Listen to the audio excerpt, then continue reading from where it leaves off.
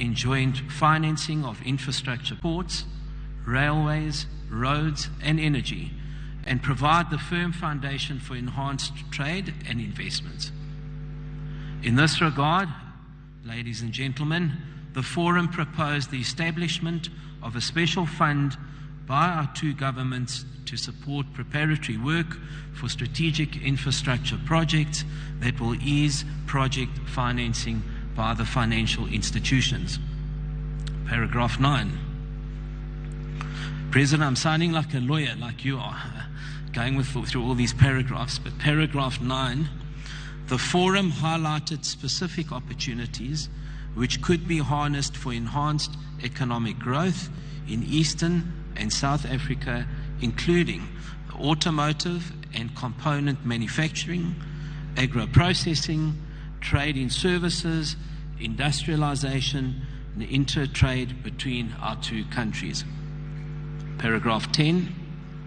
The Forum took note of the progress of the growth of trade volumes since our last meeting in Pretoria 12 months ago. The captains of industry therefore appreciated the importance of the Forum as a platform for exchanging views and ideas of jointly working together to harness the many opportunities that exist between our two countries. Furthermore, the Forum underscored the importance of cooperation and complementarity between the private sector of our two countries and the need to meet regularly to deepen these ties.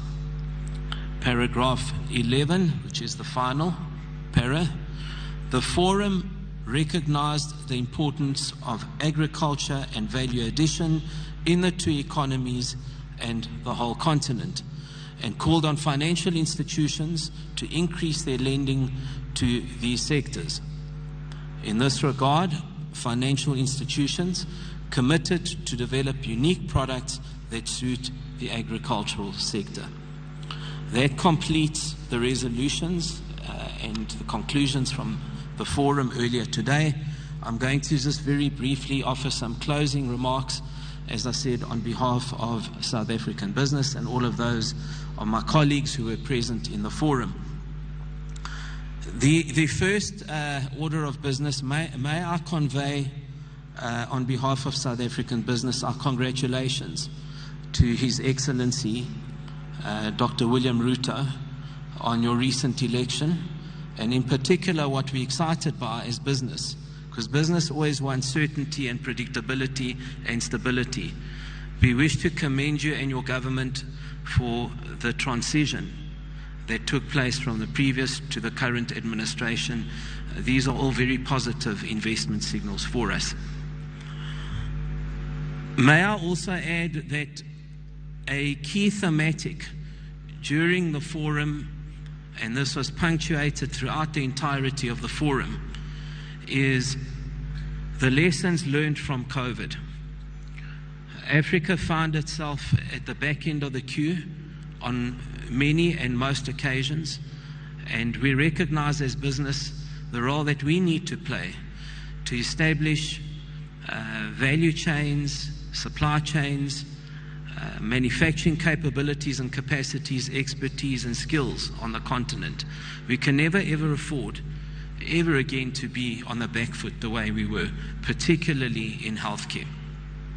So drawing from that lesson, the biggest lesson communicated during the Forum was the need to view Africa as 1.3 billion people, and in fact, in a mere 20 years' time, 1 out of every 6 citizens on this planet will be an African. We need to aggregate our markets. We need to look at pooled procurement opportunities. And our simple call to our governments here today is we need to accelerate local procurement and aggregated procurement on a pooled basis for the continent across multiple sectors. That's a clarion call we'd like to put out to the two presidents and heads of government. Lastly, before I take my seat, we're very conscious of some of the more operational matters which we discussed at length These are all operational matters, of course, that will move the needle in business. My colleague Richard has alluded to some of these, and I'd like to just very quickly invite the Group Chief Executive Officer of Transnet in a minute or so, just to highlight some of the supply chain and more operational issues that will move the needle.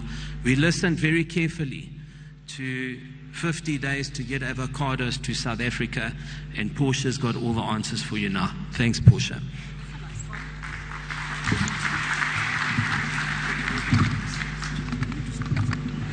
Good afternoon, Excellencies, and I will be fast. So, being thrown under the bus on the avocado, I might as well explain that one of the key issues that we have to deal with is to develop feeder vessel systems on the continent. What a feeder vessel system would do, it would enable bilateral flows of cargo, so avos would be able to move from Kenya to South Africa and the other way around. But as the gentleman with the avos would tell you, we have to deal with another problem, which is phytosanitary rules and the standards of entry between the two countries. We actually need to get to a point where we standardize to whatever's the highest, because at present Kenya is able to export everywhere in the world but to South Africa because of our standards, which don't allow it to come in. But on the same breath, we're not able to get berries into Kenya coming into this country, partly because of a shortage of infrastructure. We need a lot more cold storage facilities at ports across the value chain, so that we would be able to improve fundamentally trade in the agricultural sector. The other issue, which it would be quite easy to resolve, and I think it was raised if there was will, is around the multiple inspections, pre-loading and post-loading, when you offload either in South Africa or you're loading from this part into Kenya. And then lastly, which is a difficult one, I know, because Kenya is part of the the East Africa area, the common external tariff that gets charged means that you charge exactly the same tariff on South African products coming in, which makes it much more expensive. And we believe that this is an area that could be dealt with. Thank you very much. Thank you very much, Your Excellencies. That is a brief summary of the deliberations at the Business Forum today. With the gracious permission of Your Excellencies, the Cabinet Secretary for Trade, Investment and Industry Kenya, Honorable Moses Kuria, will guide the next part of the program. Waziri, karibu sana, so that you can guide us to the next part of the program. Asante. Your Excellency, President William Ruto, President of the Republic of Kenya, Your Excellency President Cyril Ramaphosa, President of the Republic of South Africa, fellow Cabinet Secretaries, Ministers from South Africa, ladies and gentlemen.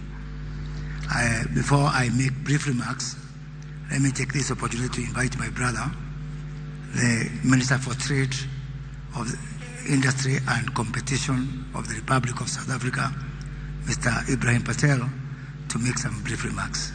Minister Patel.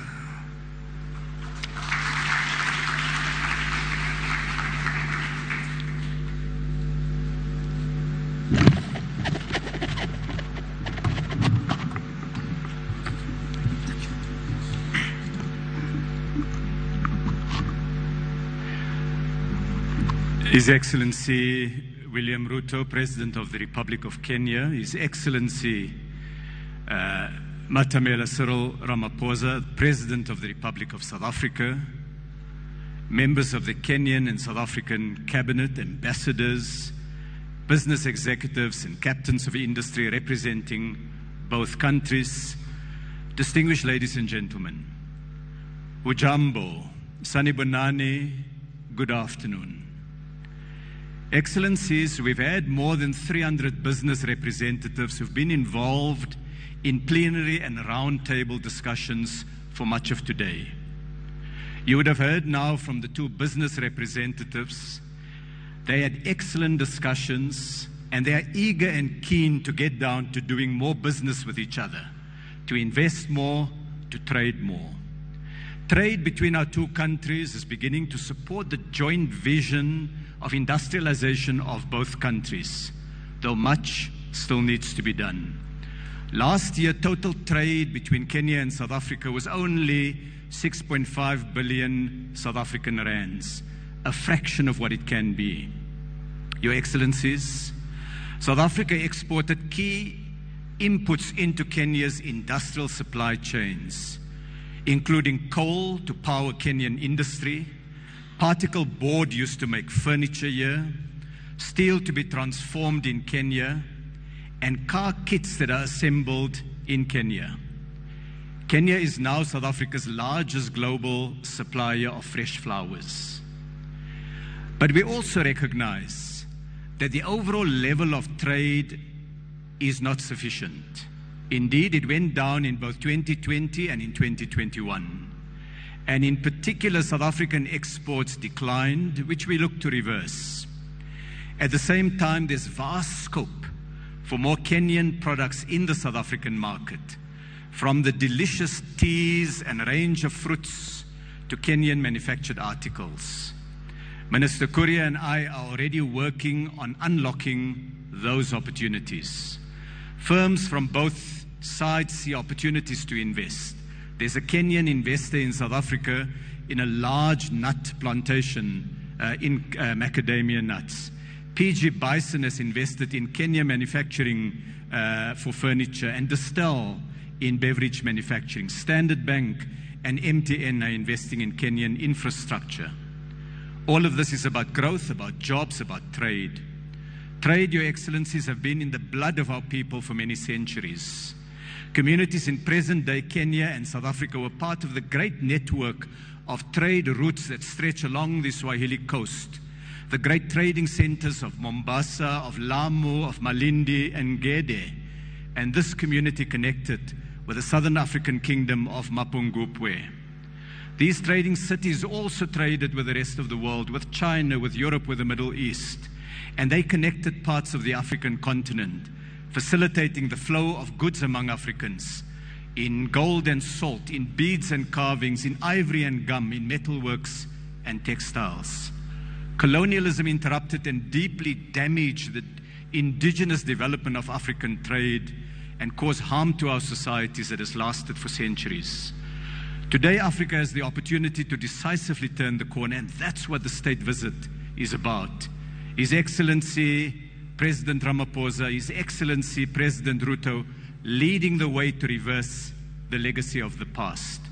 And so today, we have this opportunity to hear from the two Excellencies on their vision, and as members of the respective cabinets, we've already been put to task to step up the work that we do in order to address all the challenges that have come out in the business forum, in the bilateral trade talks. And I want to end by saying that President Ramaphosa has given us a job to prioritize economic relationships with Kenya. As leader of the African Union during the COVID period, President Ramaphosa championed the idea of Africa making its own medical products, from vaccines to face masks to ventilators. As during the meetings of the G20 heads of state, he has put African development at the center of his advocacy and efforts. And next year, South Africa will chair BRICS, bringing together China, India, South Africa, Brazil and Russia. And President Ramaphosa has set out an ambitious agenda focused on a partnership between BRICS and Africa. And that therefore means this state visit and the business forum that we've had here are really significant building blocks to giving effect to that vision. Thank you very much.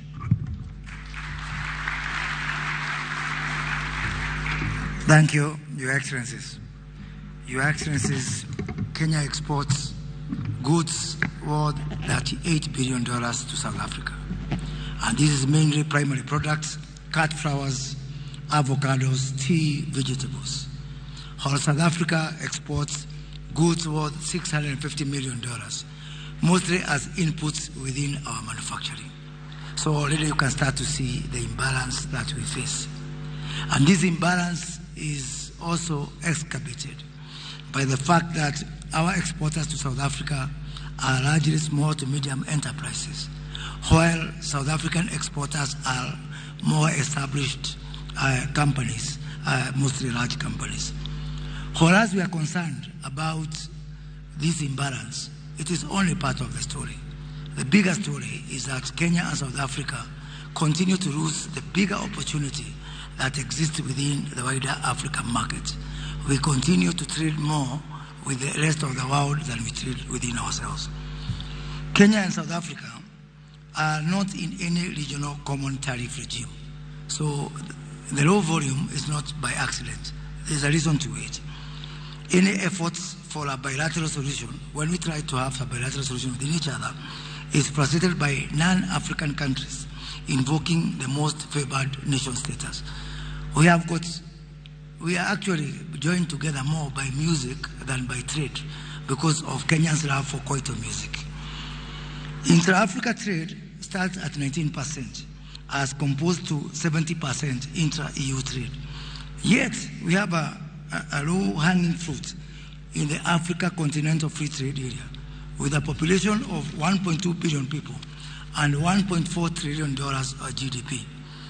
To enable our 110 million people between our two countries trade with each other and with the 1.1 billion Africans, it is important to talk to some countries to unlock the South African Custom Union so that we can kick off the guided trade mechanism that exists between ACFTA countries. And Kenya has indeed already started trading with some countries as far away as Ghana under this framework. Yet because of some of these bottlenecks, which are actually very solvable, we are unable to invoke the same to trade with our sister nation of South Africa. Even as we work on ACFTA, we have a lot to gain by activating the SACU EAC COMESA tripartite agreement, thus freeing trade among 800 million Africans. 11 countries have deposited TFTA agreements, and we need only 3 countries to deposit to make the agreement effective.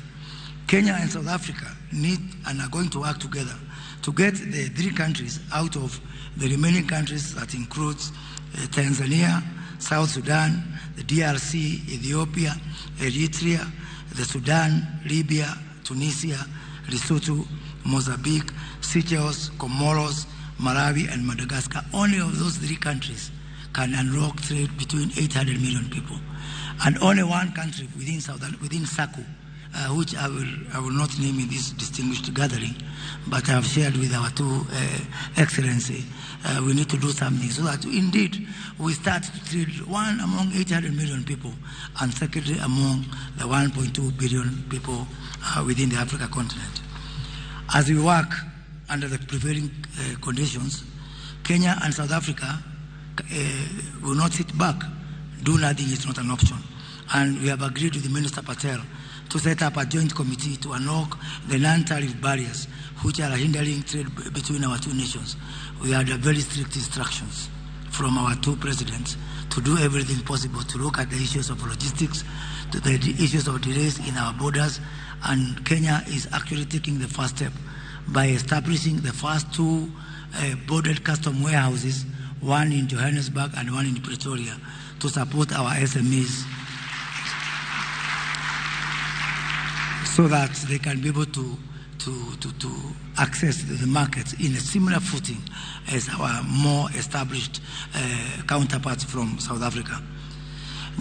Kenya and South Africa will work together to build a consensus among African countries around the issue of the renewal of the AGOA, the Africa Growth and Opportunity Act, with the US, and also the Strategic Trade and Investment Partnership.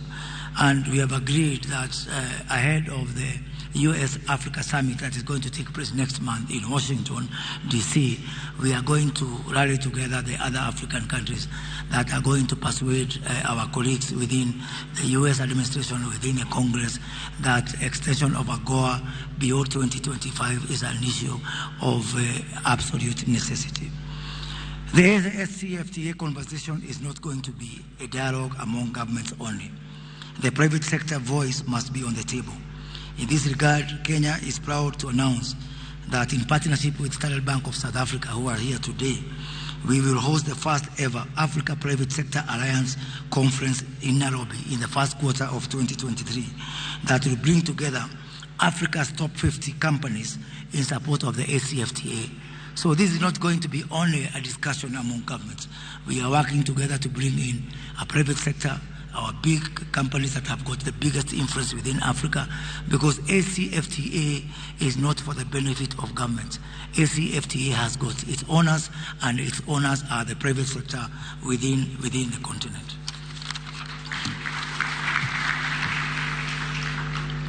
Your Excellencies, I'm a very proud person, and I'm a very happy person today. 8 days ago, on my second day of work, I woke up in Pretoria to meet my counterpart, Minister Patel. Today, you've made us proud. The bold and brave decision that you've taken on the issue of visas for Kenyans in South Africa can only be taken by brave men. And on behalf of our government, our people, and our business community, I want to congratulate you, because surely fortune favors the bold. I think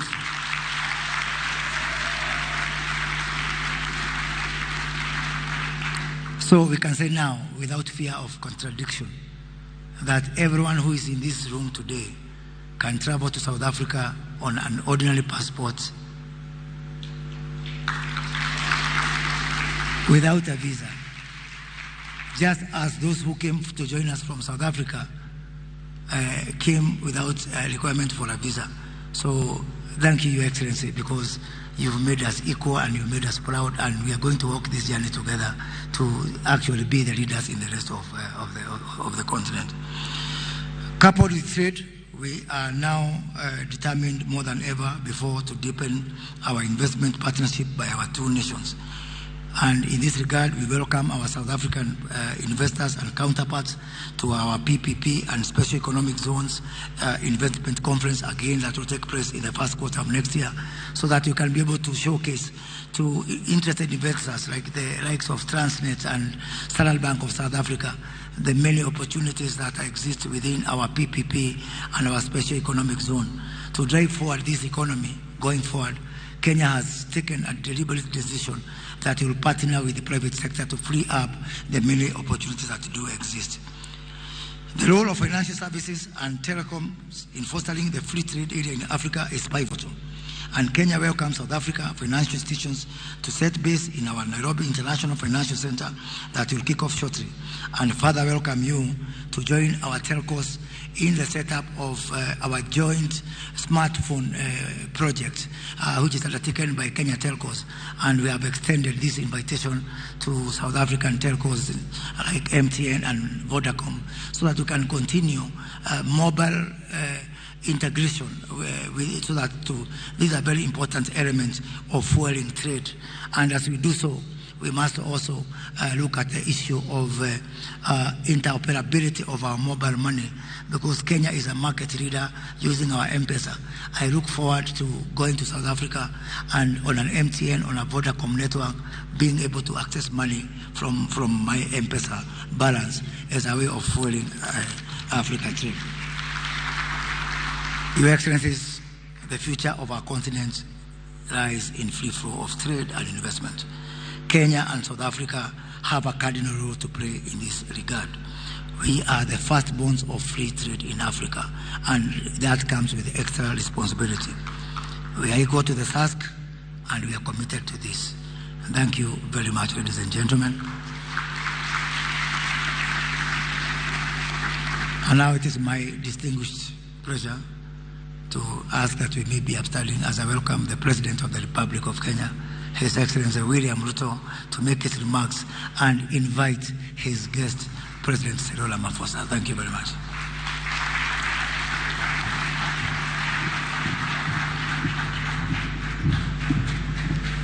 Please, let's take our seats. Thank you very much. Your Excellency, President Cyril Ramaphosa of the Great Republic of South Africa, distinguished ministers who are here, captains of industry, friends, good evening.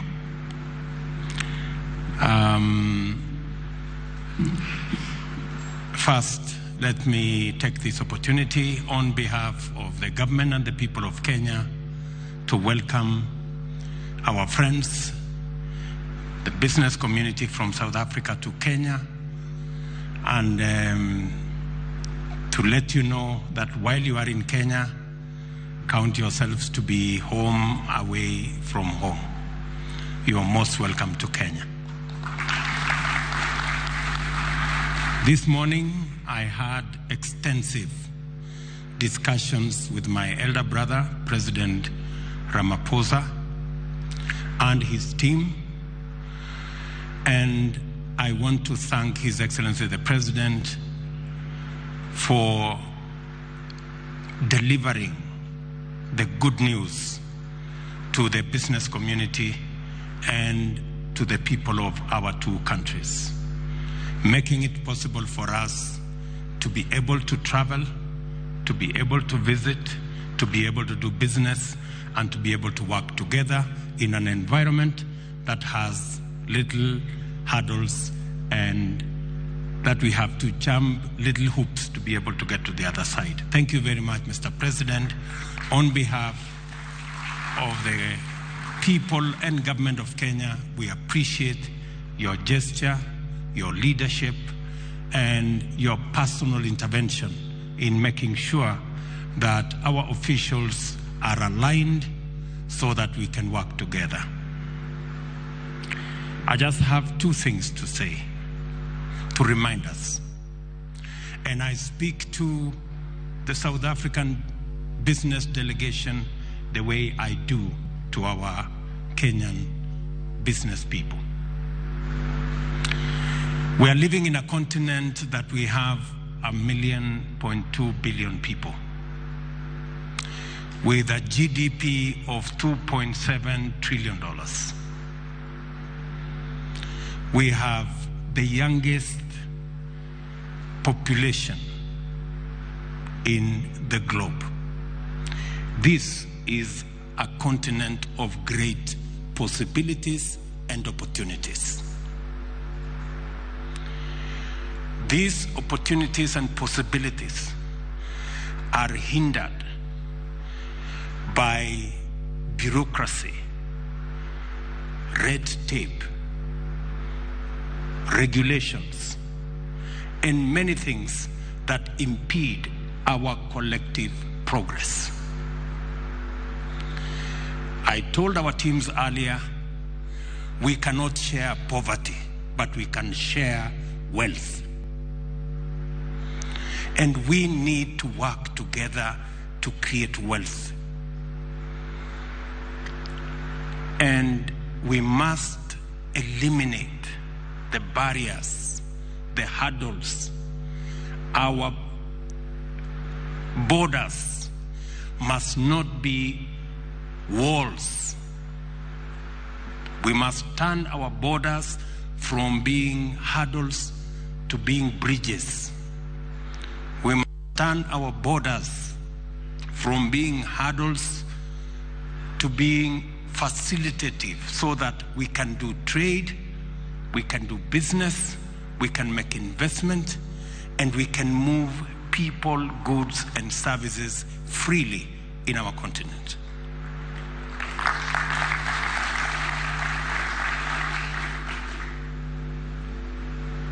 Kenya and South Africa are struggling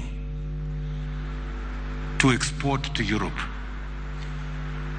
and all manner of places. And yet, there exists market and opportunity in Kenya and South Africa. Something must be wrong with us, honestly. We cannot continue this. Europe, you've heard, is trading at 70% of trade, intra-European trade. Africa is at 19%. What a shame. And we still want to have a conversation about, oh, you know, we have this regulation, and you know, we have this other regulation, and you have to wait. I mean, surely, good people. Sometimes, even when we want to make decisions at the policy level, the business people are the ones holding us back. Or, you know, that guy is going to take over my market, and the other guy is going to take over my market. Please, let us have one big market. Forget about your small market. Let us work together. Instead of selling to a few people in Kenya or selling to a few people in South Africa, let us sell to the many people in Africa by tearing down the borders that limit our opportunity to work together.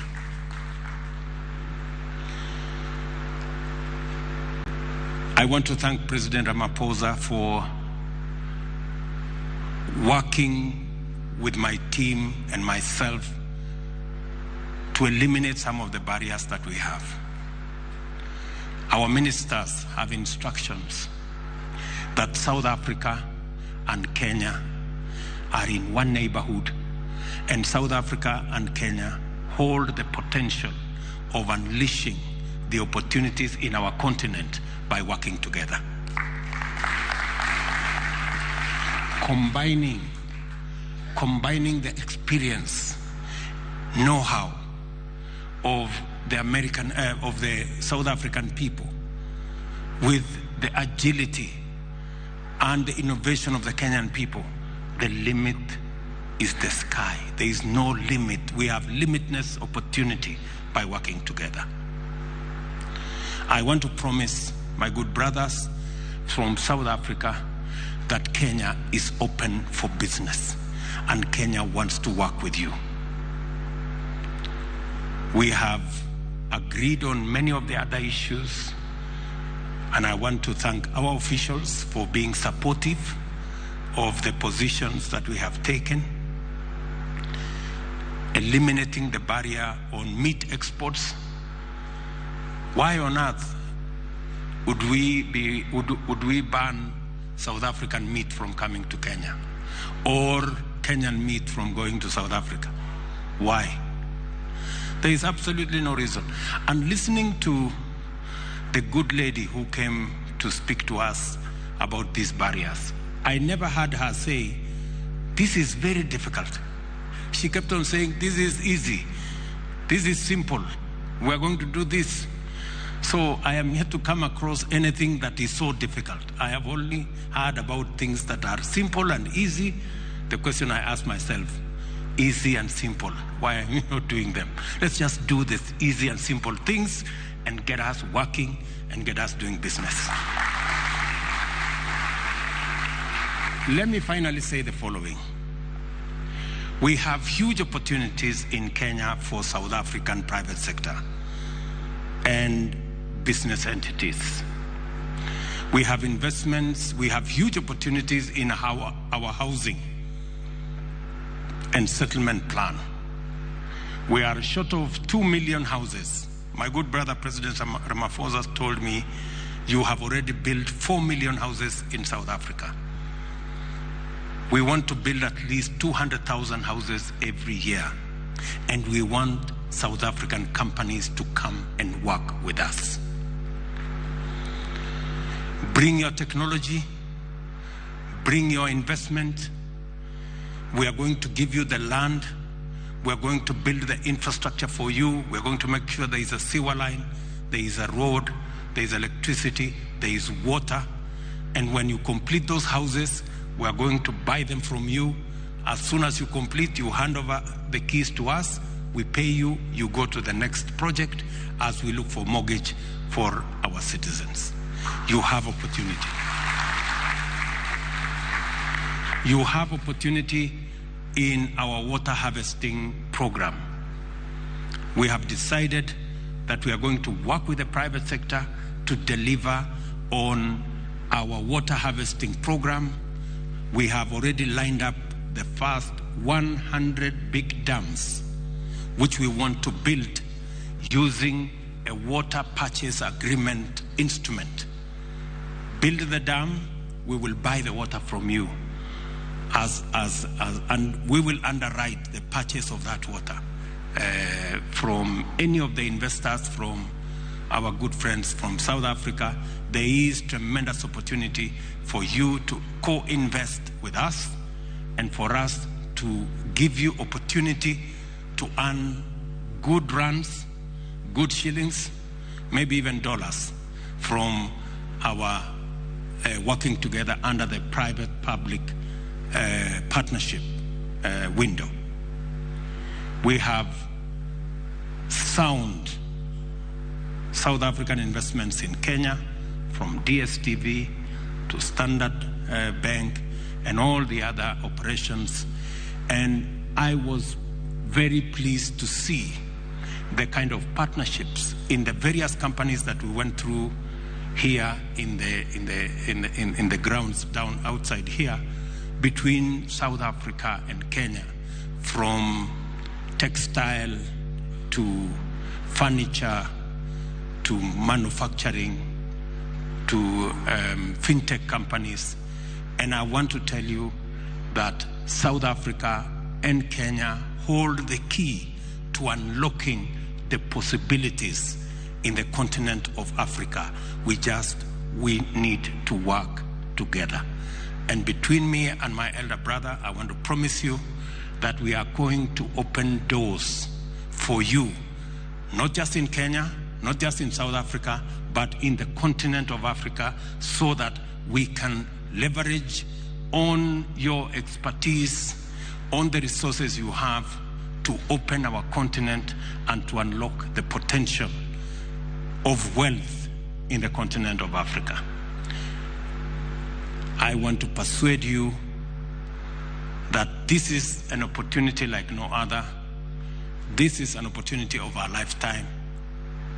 And even in the face of the challenges that we face with climate change and all the other attendant drought, floods, famine, we can still position our continent not just as a victim of climate change, but actually as a place where we can play a role in resolving the challenge of climate change.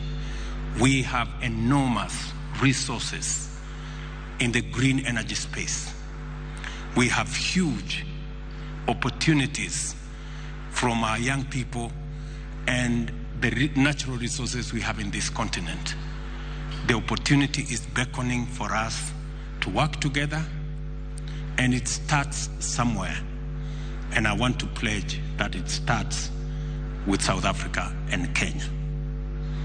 Thank you very much for listening to me. It is now my very humble duty to request His Excellency President Cyril Ramaphosa to be able to make his remarks. Mr. President.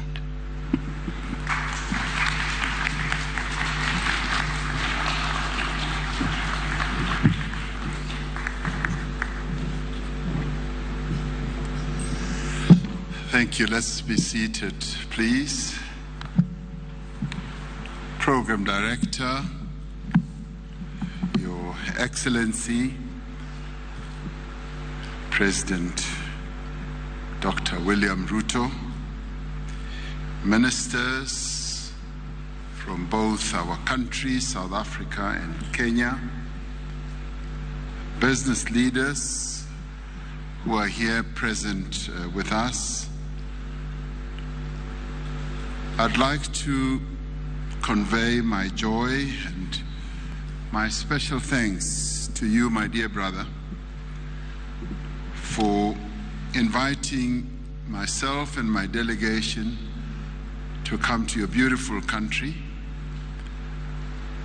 but more especially as your first state visitor guest during the first part of your presidency. Thank you very much. You've given us more than a warm welcome to Kenya. Having been to Kenya a number of times, this has been a very special visit largely because of the manner in which the discussions between our two delegations have really gone to great success and to new heights. Your country is not only known for the stunning beauty of this great country, but it is also known as a powerful economy in East Africa. And we see South Africa and Kenya having a symbiotic relationship in a number of areas. There's so much that we have in common, that we share. Our value system is very similar. The principles that we uphold, very, very similar. We're democratic, and you are too. You uphold human rights, so do we. Your governance structures, institutions, and processes are really outstanding. So there's much that binds us together as the two countries, and we are overjoyed with that. And our visit to you comes at a time when the world is facing enormous challenges, and we've just been recovering from COVID-19, and that too was an enormous challenge. I just want to speak on some of the issues and reiterate and endorse what President Ruto has just been saying, particularly about the enormous opportunities that we have on our continent in relation to our positioning in the world, in relation to our population as a continent, and in relation to the youthfulness of our population, and also get us to look back where we've come from. We're a continent that is quite resilient. Sometimes we browbeat ourselves into helplessness and submission and all that. I've always enjoyed President Museveni's take on our continent when he says, we are a continent of resilient people because we are survivors. We survived the most brutal form of punishment that was ever exerted on a people in the history of the world, colonialism. And they sought to wipe us out and to destroy us, but we survived. And we've emerged as independent countries, proud of our identities and surging forward. I mentioned COVID advisedly because as the world was gripped by this massive pandemic, as a continent we were able to distinguish ourselves in the manner in which we approached and we addressed COVID. We were the only continent that during this horrific pandemic were able to unite and to act as a continent in an integrated manner. If you ever want to talk about African integration, I saw it with my own eyes during COVID, when right at the outset of the pandemic, we developed a strategy, an African strategy of how to address and to approach COVID. And no other continent that I know of, even to a little extent Europe, was able to develop as good a strategy as we did. And that spoke to our integration. And we lived up to the strength, the resilient strength, and possibly hidden strength that we have as Africans who have survived a whole lot of other terrible things that were done to us as a people. And having developed that strategy, when the world was at sixes and ninths, trying to get personal protective equipment, and when all countries were running all over the world, overpaying for PPEs and what have you, going to suppliers all over the world, China, Europe, and being overcharged. we united once again and established an African medicine supplies platform where we all got together and started buying our PPEs at reduced prices. That too was phenomenal, and we did it because we became integrated and united. Whilst that was going ahead, the era of vaccines came to the fore, and once again we united and put together a vaccine acquisition entity. No other continent put up a vaccine acquisition entity like we did, and we were able to procure and amass vaccines in the most effective manner. And that to me showed us that working together, precisely the point that President Ruto was making, we are able to achieve enormous feats and demonstrate to the world. And in fact, the world was quite surprised at the manner in which Africa was able to unite and address a pandemic like this. So if we work together, we're able to achieve much more than what we imagine. President Ruto speaks about climate change, where now our countries are being ravaged by climate change, droughts, floods, fires, pests, you name it. And it is this that, as President Ruto is saying, that we need to unite and work together and address even climate change. And out of it all, we should be able to see new opportunities, as President Ruto was saying, new industries, new sectors, and make sure that we enter those new sectors and excel in the most outstanding manner. Having just returned from COP27, held on African soil in Egypt, where the stark realities about climate change were demonstrated to all, as Africa and as African leaders, we made it very clear that our countries cannot afford a further rise in global temperatures, but we also collectively called upon the more developed economy countries to honor their commitments. And they have been making commitments over and over and over again. In COP21 in Paris, they made a commitment that they would be investing $100 billion or making available $100 billion per year. They have not met those commitments. Now, collectively, a number of African leaders who were there, all of us, one message, several voices, we said, we want them to address the loss and the damage that our countries are suffering from. And once again, Africa is showing a great deal of integration of thought, effort, and articulation by saying to the world, we want you to address loss and damage.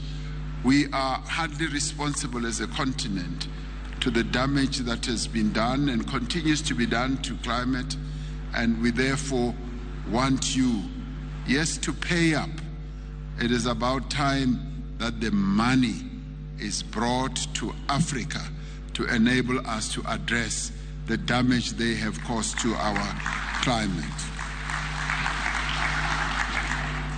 So, being here at this business forum, for me, and as President Ruto was saying, based on what we've been able to do in the past and the positions that we've collectively taken as a continent, it brings forward an important opportunity and message about what the business community should be able to do, working together with your various governments for us to search forward to address the issue of integration. It is about time that indeed Africa is more integrated. When we look, as President Ruto correctly said, when we look at other continents, especially Europe, their intertrade is up to 70%, and ours is a paltry less than 20%. And when you go into the markets that we have, as you go into our markets and when you pick up goods, I often begin looking where these goods are made. And I get appalled when I realize that goods that we could have made ourselves on the continent are imported from other environments in the world. And this is what we now need to live up to and address the issues that hold us back. What is it that holds us back? And here I speak to us as business and also as government. What holds us back seems to be fear. Fear of the unknown, where we almost fear our own shadows and are worried about surging forward, confronting those shadows. Today, we were able to announce, for instance, that there should be visa-free travel between South Africa and Kenya, by Kenyans going to South Africa, that you no longer need to have a visa. Now, I'm able to say, what has always held us back, I was saying to President Ruto, is a fear. We possibly, as well, South Africans, we were afraid that by opening up the doors of South Africa to Kenyans, we are afraid that in will come all those undesirable elements that just want to transgress our immigration laws and so forth. And today we were able to say, let's ditch the fear. Let's open up South Africa to Kenyans to come to South Africa so that you can come and do what? And trade with us. You can come and do business. You can come and be tourists. Yes, you can come and learn. Many young people want to come to our learning institutions. There are many people who want to come, yes, to our hospitals. There are many people who do want to come and visit their friends and relatives. And today, that's precisely what we've done. Got rid of that fear and to enable us to triumph over fear. And of course, we've reached a very good agreement with Kenya that we are going to monitor this process. We are going to be hands-on, and it's not going to be a loophole that we have opened for those who want to transgress immigration regulations and who want to come to slip into South Africa without proper papers and so forth. And Kenya has been bold enough, getting rid of its own fear. It's been bold enough to say that there will be a return policy. Those who have gone to South Africa wrongly will be returned back to Kenya.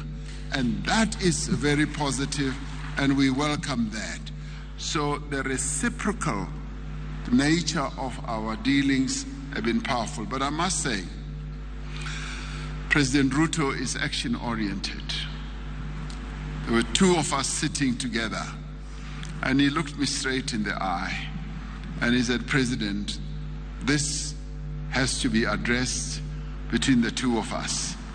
Let us take the leap. And he is very good at he looks very fit, and I think maybe, I don't know whether he was a boxer or whatever, and was able to twist my arm. And with that, we were able to agree that this is the new dispensation that we are introducing. It's courageous, it's bold, and it is aimed at improving the relationship between Kenya and South Africa and build that strong foundation.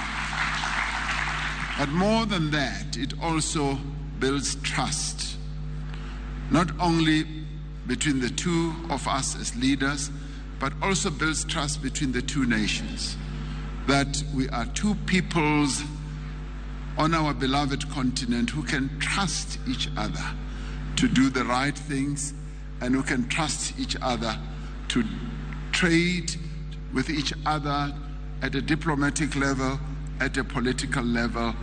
There is a great deal of trust that we can rely on. The other thing that holds us back is bureaucracy and a regulatory environment, which President has already spoken to.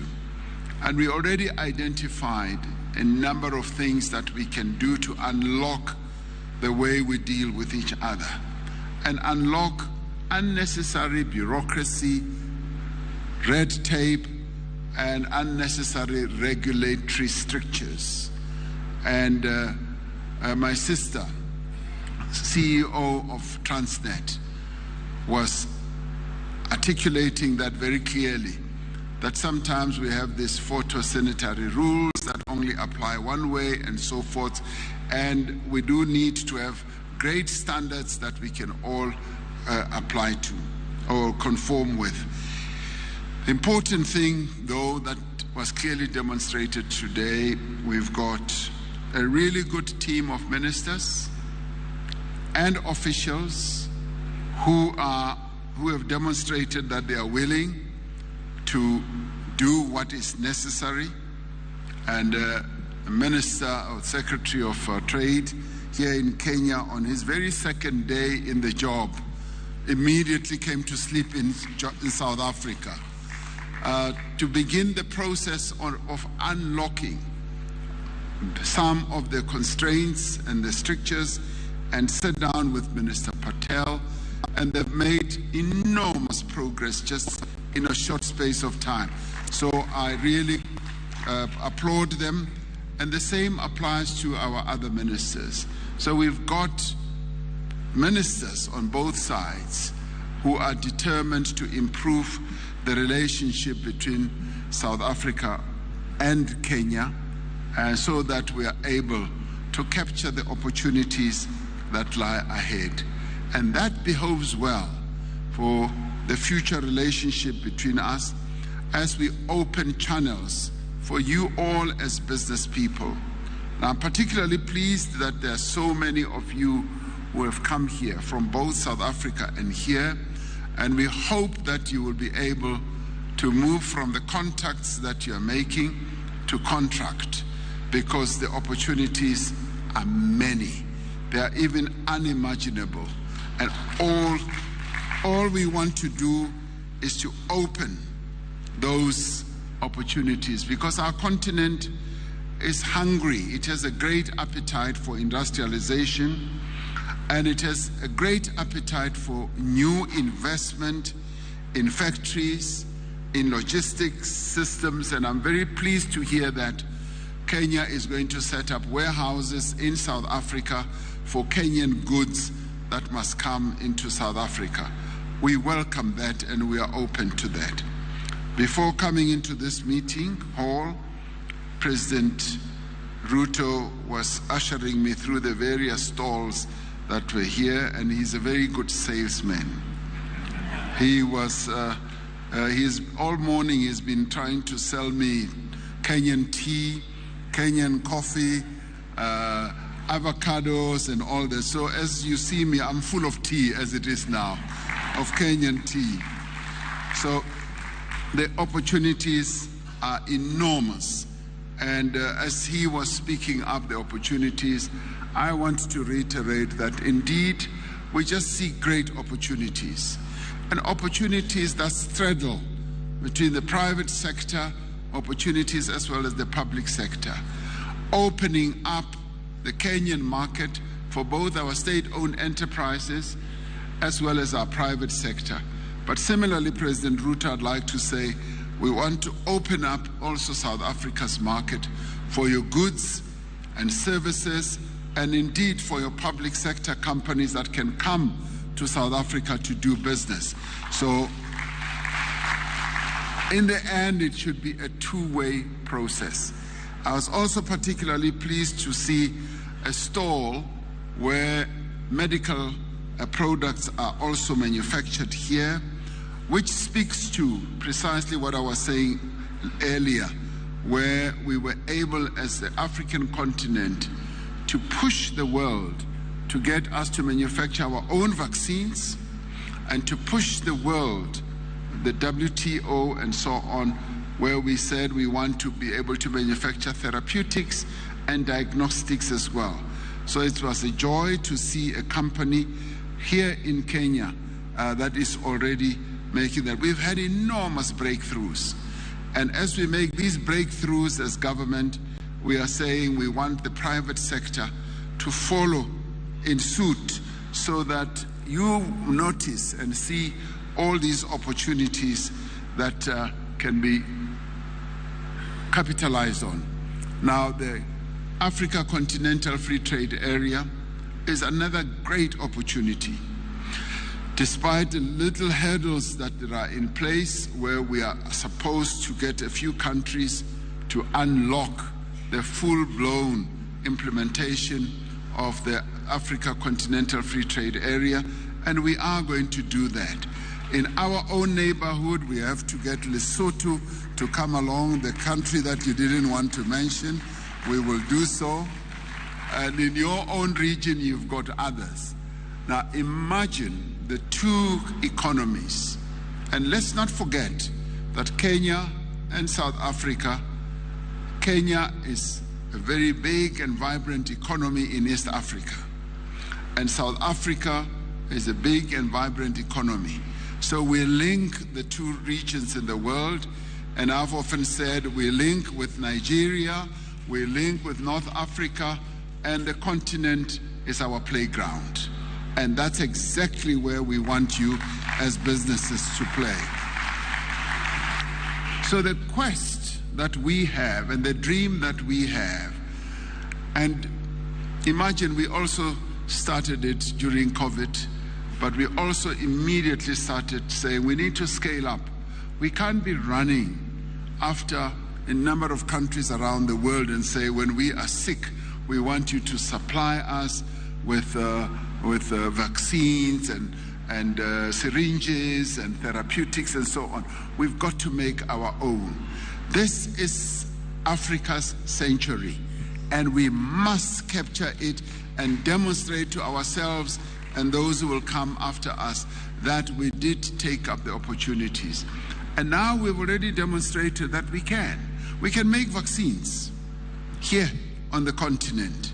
The agreement that we got the world to start focusing on is to say there are a number of countries on the continent. South Africa is one, Kenya is one, yes, Rwanda is one, Senegal is another, Egypt is another. We can make our own vaccines.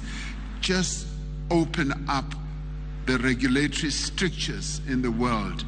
And that we have achieved. We're now pushing for therapeutics and diagnostics. And I think we will succeed if you, as business people, demonstrate to us that you are willing, ready, and prepared to take up all these opportunities that we are making. They're opening up. So that's the question of fear. We must get rid of the fear that we have, and the regulatory strictures we will take care of.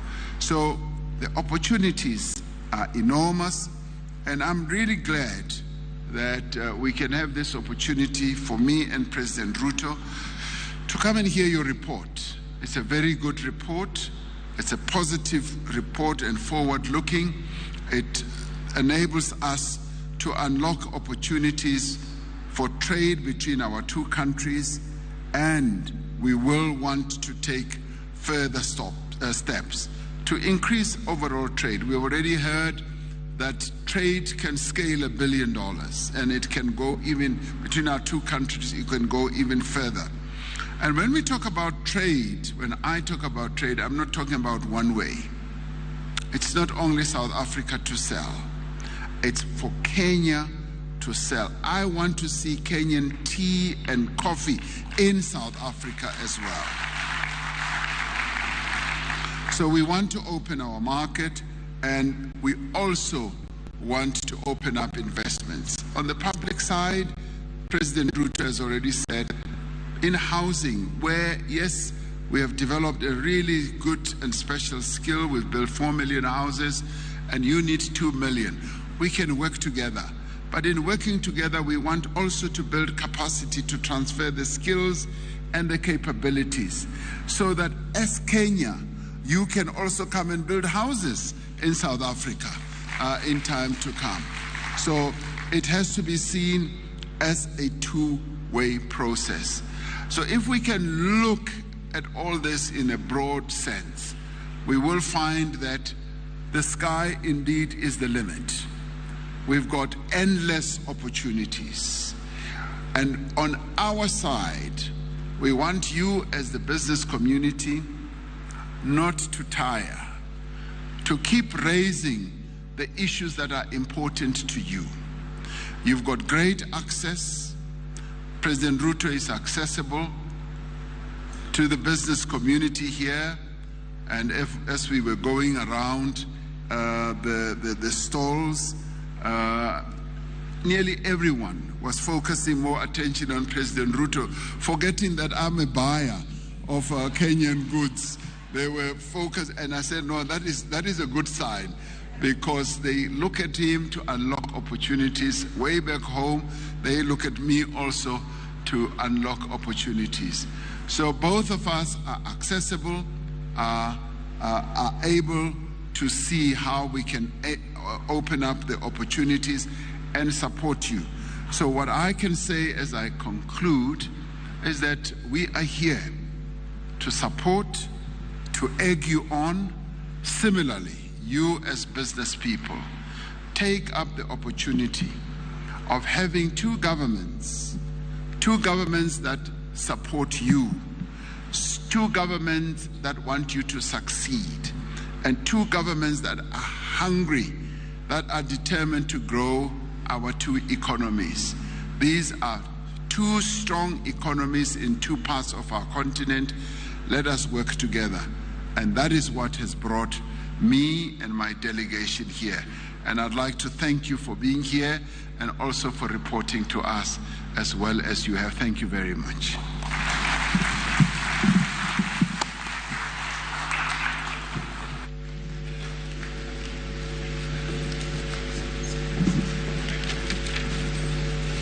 Thank you very much, Your Excellencies. We may be seated. I wish to most humbly request Your Excellencies to invite you here for a photo opportunity. The first photo with Your Excellencies here on stage. For the second photo, Your Excellencies will be joined by the Cabinet. Welcome, Your Excellencies. The second photo, you'll be joined by the Cabinet Secretaries responsible for foreign affairs and trade for the two countries. So Cabinet Secretaries Moses, Cabinet Secretary Karibia. And the third photo, we will be with the representatives of the business community, Mr. Ngatia, Mr. Kitoni, Chair Kepsa for Kenya, and also from South Africa, Dr. Stavros Lungisa and Pasha. The first photo of their excellencies. Thank you. Cabinet Secretaries, we may join their excellencies. Cabinet Secretaries from the Republic of South Africa, Ministers, Trade and Foreign Affairs. Kindly join their excellencies. The ministers, kindly. And the representatives of the business community, Caribbean, be near here so that we take the third photo. Thank you. That is the second photo. Their excellencies and the cabinet secretaries.